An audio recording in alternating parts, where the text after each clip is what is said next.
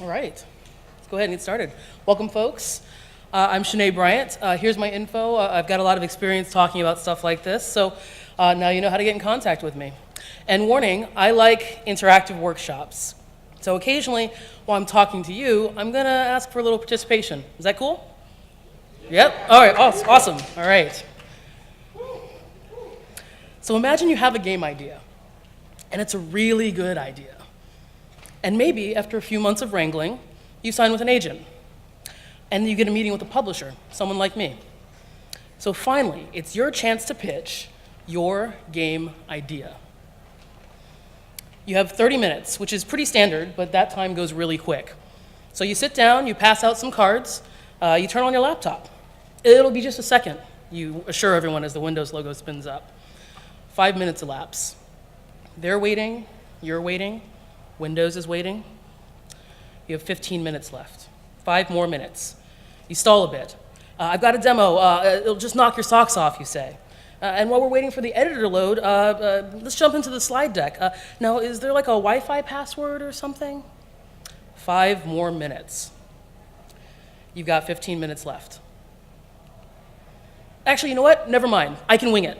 And you try to wing it, with everyone squinting over your shoulder at the tiny deck on your tiny laptop screen. You describe the setting, the stories, the characters. What was that core loop again? Man, I wish my designer was here. She's so good at describing this stuff. 30 minutes. You managed to run out the clock, but you haven't really gotten around to talking about the meat and potatoes stuff, you know, like how much it'll cost or how long it'll take to make. But they're 10:30s here, so you shake hands and you are whisked out of the room.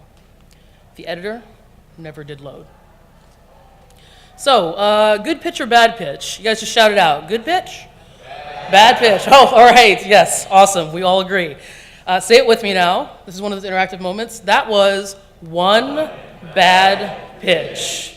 All right. Love this group. But that was also one common pitch. All too common, in fact. So, show of hands, real quick. How many people in here have ever pitched a game? All right, got a few people. All right, how many of you want to learn how to pitch a game? Yeah, not everybody, well, a lot more people. I'm not actually going to teach you that right now. I'm actually not here to talk about how to pitch a game. I'm actually here to talk about how not to pitch your game. Because this talk is called One Bad Pitch. All right. But what makes a pitch bad? Well, there's a lot of ways a pitch can be bad. Bad can mean the pitch is just underprepared, like the example we saw just moments ago. Bad can mean the team is indecisive about the features. Bad can mean the story is uninspired. It's been done before and better. Bad can mean it's unexciting. But a bad pitch isn't always a bad pitch. Sometimes bad can mean it just needs a little more time in the oven. Bad can mean we don't have the language to describe what we want to talk about the feature yet. It can mean we need to prove an audience that we say we have. Or bad can mean not good yet. Sometimes, given enough time, talent, and luck, bad pitches get signed. Sometimes good pitches don't, and that's for a variety of reasons. But I can tell you, after hearing over 100 pitches, and after giving just as many myself, even good pitches start off as bad pitches. So now I'm going to give you guys 3 types of bad pitches. There's many more than just these 3, but let's focus on some of the most common. I call these the not a pitch, the I don't know what I want pitch, and the one size fits none pitch. The not a pitch is a pitch in the midst of an identity crisis. It wants to be cool and casual, like just a friendly chat, but it's not because it's not. Examples of a not a pitch include things like, oh, it's like Destiny meets Stranger Things. Or it's like if you took The Witcher and Stardew Valley and you smashed them together and you got like Witchdew Valley. In other words, it's that popular thing you know meets that other popular thing that you know. It's an elevator pitch, right? And just a quick little story time. Back when I worked at Capcom, we once got a piece of fan mail that included no fewer than 150 of these sort of not-a-pitch matchups. Single-spaced online paper. Included things like Capcom cross Castlevania, or Capcom cross Battletoads, or Battletoads cross Castlevania. Fun fact, Capcom does not make Battletoads or Castlevania. So those unfortunately were never going to happen.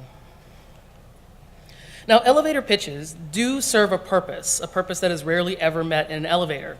But they're no substitute for an actual full-fledged idea, thoughtful and thorough. So then, what is a pitch? Well, I'm glad that you asked. I like to say that pitching is like telling a story. And a pitch, like a story, it has some simple things: a beginning, a middle, and an end. It has pacing, it has plot, it has characters and crescendo. After all, you want to clearly convey an idea, and you want to get everyone in that room excited in the process. So not a pitch is missing some critical pieces to said story.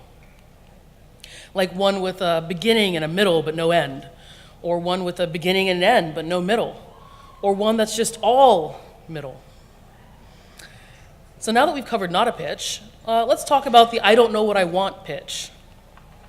Moments ago, we talked about what a pitch has. But what a pitch is this. It's an idea, well told, with an ask. So an idea. I'm not saying a good idea or a bad idea, just an idea. Well told, meaning expressed and understood. With an ask, meaning, well, the reason why you're pitching to me and the reason why I'm being pitched to. The I don't know what I want pitch is the wish-washiest. It might tell a good story, it might hit all the right notes, say all the right things, but when it comes to the ask, it just doesn't quite know what it wants. The ask is a critical part of the pitch. It's the whole reason why you do a pitch. Whether that's to a publisher, a journalist, a panel of judges, or even a prospective job candidate. A pitch without an ask is just a cool story, bro. If you don't know what it is that you want or need, that's it. There's nowhere for the conversation to proceed. So imagine that pitch earlier went well, and the publisher says, okay, well, so what are you looking for? And the developer replies, oh, I don't know, I didn't think we'd get this far. I'm thinking somewhere between 10 and 20 million.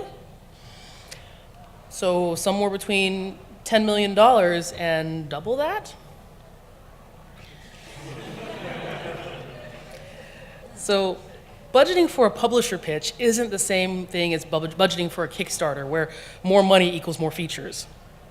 $10 million, $20 million, it might all seem like a million bajillion bucks, and they're both a lot of money. So whatever you ask for, by the end of your pitch, that publisher has got to be confident that you know how many bajillions that you need. Because this situation, that just doesn't happen. In fact, one of the questions I pose to every developer who pitches to me is, what are you looking for in a publisher? It's a really simple question with a lot of answers. And I find that most devs haven't really thought about it until that moment right then. As a publisher, I know what I want in a developer. So as a developer, think about what you want in a publisher, because this is a potential start of a 3-year relationship. And one bad ask / I don't know what I want pitch is a bad way to start a long-term relationship. So last but not least, the one-size-fits-none pitch. This is the pitch that never changes. It's the same no matter the day of the week, no matter the people in the room, no matter how many games just like it released in the last 3 months or will be releasing in the next 3 months. No matter, no matter, no matter. Audience agnostic, they say. But audience does matter. A room full of execs is not equal to a room full of designers. It's not equal to a room full of journalists or a room full of producers. If you're pitching them all the same, chances are good that your one-size-fits-all pitch is a one-size-fits-none pitch, where everyone gets a taste, but no one gets a bite.